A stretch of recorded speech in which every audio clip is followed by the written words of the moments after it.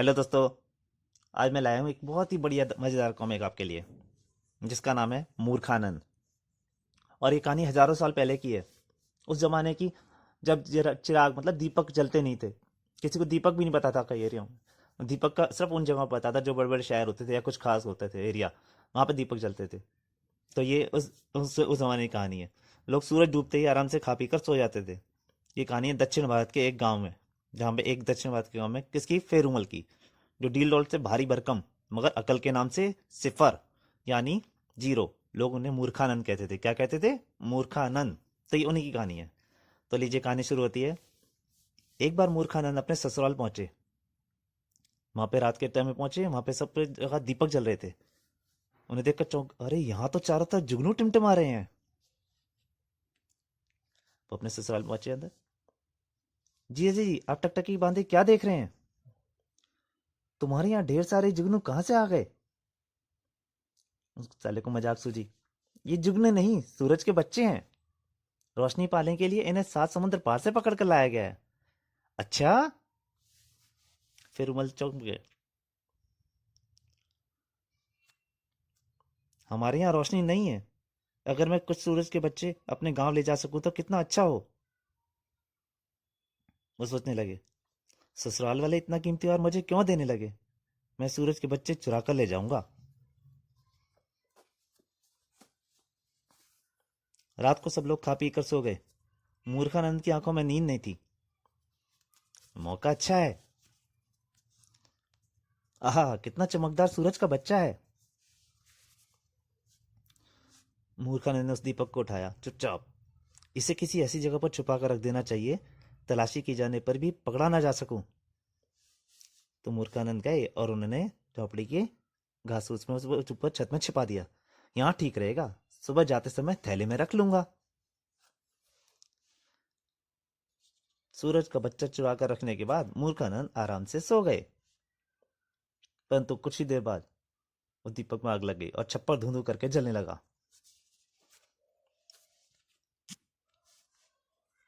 अचानक मूर्खानंद के ससुराल वाले उठ बैठे। लगता है कहीं आग लग गई है। मूर्खानंद की सास चिल्ला पड़ी, दौड़ो बचाओ, घर में आग लग गई।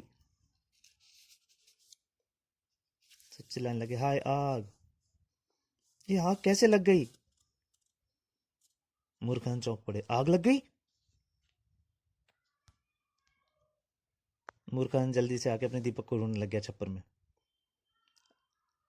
उनके ससुर ने पूछा, अरे दामाद राम, तुम वहां क्या ढूंढ रहे हो? यहाँ मैंने एक सूरज का बच्चा छुपा रखा था, लगता है वह भाग गया। मूर्खानंद के सास ससुर ने अपना सिर पीट लिया। अरे मूर्ख, तूने हमारा सर्वनाश कर दिया। इसमें मेरा क्या कसूर? अगर सूरज के बच्चे ने आपका घर जला दिया तो आप उससे निपटें। कुछ दिन बाद दोनों मूर्खानंद फिर अपनी ससुराल जाने को तैयार हुए। इस बार फिर पहले जैसी मूर्खता मत कर देना। मित्र, ऐसा उपाय बताओ कि मैं बुद्धिमान समझा जाऊं। समझ बूझ कर खाना, नहीं तो लोग पेटू कहेंगे। मूर्खानंद वर्षों तो बाद ससुराल आए थे, इसलिए उनकी खूब आवभगत हुई। आइए जीजा जी, आशा है इस बार आप कोई मूर्खता, भयानक मूर्खता नहीं करेंगे। मूर्खानंद सोच, इस बार मैं किसी को अपने ऊपर हंसने का मौका नहीं दूंगा। मूर्खानंद के सत्कार में तरह तरह के व्यंजन परोसे गए। दामाद जी, आप तो कुछ खा ही नहीं रहे हैं। पर मैं पिछले दिनों से काफी लगातार दावतें खाकर ऊब चुका हूं। बस। बाद में, हाय राम, दिखाने के चक्कर में स्वादिष्ट पकवान से वंचित रह गया। रात को मूर्खानंद बेचैनी से बिस्तर में करवट बदल रहे थे। भूख के मारे नींद हवा हो गई थी। अब तो मेरे पेट में चूहे कूद लगा रहे हैं। मूर्खानंद रात को ही चल दिए। रात के अंधेरे में शायद रसोई घर में कुछ खाने पीने का बचा सामान मिल जाए। चांदनी रात थी। बर्तनों पर रोशनी आ रही थी। मेरी किस्मत है, ये झूठे बर्तन ही लिखे हैं। कुछ पा लेने की आशा में वे आगे बढ़े। उन्हें अंडे दिखाई दिए। 2 अंडे, वाह, फिलहाल पेट की आग ठंडी हो जाएगी। उधर रसोई घर में हाथ पाकर कुत्ता जोर से भौंकने लगा। लगता है कहीं कोई गड़बड़ है, तभी अपना कुत्ता भौंका। कुत्ता आके फिर उमल पे भौंकने लगा। बाप रे, यह कुत्ता बड़ा जालिम है। मूर्ख ने दोनों अंडे तुरंत अपने गलफड़े में दबा लिए। उनके ससुर ने आके उनकी पिटाई शुरू कर दी। ठहर जा चोर। मुंह में अंडे होने के कारण मूर्खा ने चीख भी नहीं सके। तब तक सर, अरे ये तो अपने जीजा जी हैं। अरे मूर्ख, तुम रसोई घर में क्या कर रहे थे, बोलते क्यों नहीं? मूर्खानंद अपने फूले हुए मुंह की ओर इशारा करके रह गए।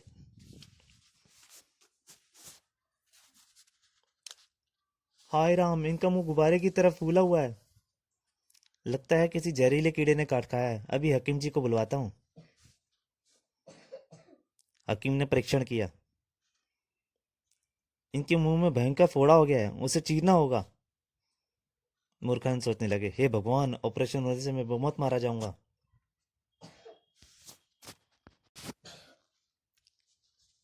ऑपरेशन के औजार देखकर मूर्खानंद के होश उड़ गए। इनको जोर से पकड़े रहिएगा, हिलने ना पाए।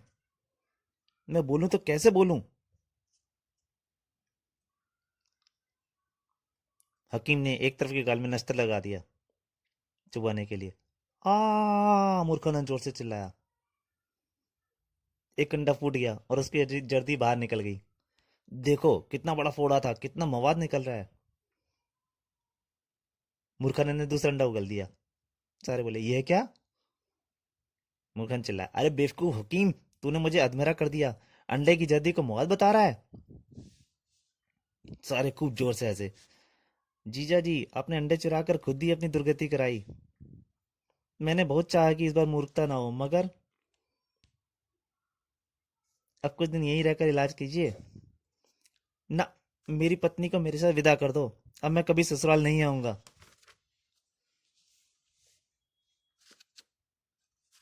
घर आते ही बीवी मूर्खानंद को ताने देने लगी। शीरे मूर्खानंद, घर में बैठने से काम ना चलेगा, कुछ कमा कर लाओ। मुझे मूर्ख कहती है, मैं रुपए का अंबार लगा दूंगा। क्या कर मूर्खानंद तुरंत चल दिए। मगर रुपया कमाने की क्या तरकीब हो सकती है? राह में एक ज्योतिषी से भेंट हो गई। महाराज, बिना मेहनत रुपया कमाने की क्या तरकीब हो सकती है? जोशी बोले, तू मूर्ख है क्या? आपने ठीक समझा, काम काज तेरे वश का नहीं, जा आराम से सो जा।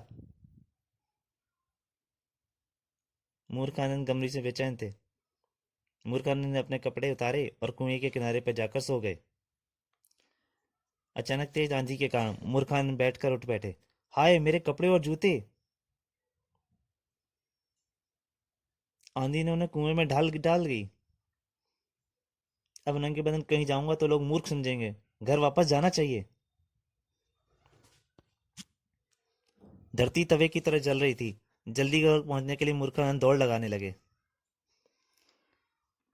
छोटी बहन ने आते हुए देखा। अरे भैया तो नंगे बदन नंगे पांव भागे आ रहे हैं, लगता है उन पर कोई मुसीबत आ गई है। भाभी को तुरंत बताना चाहिए। भाभी, भैया पर जरूर कोई मुसीबत आई है, चल देखते हैं। मूर्खानंद की दशा देखकर पत्नी भी रोने लगी। हाय, मेरे पति पर क्या मुसीबत आ गई। घर के दूसरे लोग भी बाहर आ गए। मूर्खानंद पर मुसीबत आई है, हमें भी रोना चाहिए। रोने की आवाज सुनकर मोहल्ले वाले इकट्ठा हो गए। मूर्खानंद के अगर मुसीबत आई है, सहानुभूति के लिए हमें भी रोना चाहिए। रोने की कंपटीशन में सारा गांव उमड़ पड़ा। मूर्खानंद हमारे गांव का बाशिंदा है, उसके दुख में हमें दुख होना हमारा भी फर्ज है। गांव का मुखिया चौंक उठा। क्या बात है, तमाम लोगों के रोने की आवाजें आ रही हैं, चलकर देखना चाहिए। ये आवाजें तो मूर्खानंद के घर की तरफ से आ रही हैं। मुखिया गांव चौंका। अरे यहाँ तो समूचा गांव रो रहा है। मुखिया ने मूर्खानंद से पूछा।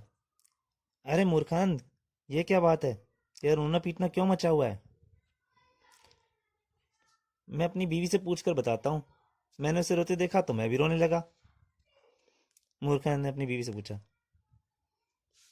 क्यों श्रीमती, तुम क्यों रो रही थी? तुम नंगे सिर पांव भागे आ रहे थे। मैं समझ गई तुम पर कोई मुसीबत आ गई इसलिए रोने लगी। मुखिया ने बाकी सबसे पूछा, और आप सब किस लिए रो रहे हैं? मूर्खानंद पर आई मुसीबत की सहानुभूति में। मुखिया ने फिर मूर्खानंद से पूछा, क्यों मूर्खानंद, तुम पर क्या मुसीबत आई थी? कुछ नहीं, आंधी ने मेरे कपड़े और जूते कुएं में गिरा दिए थे।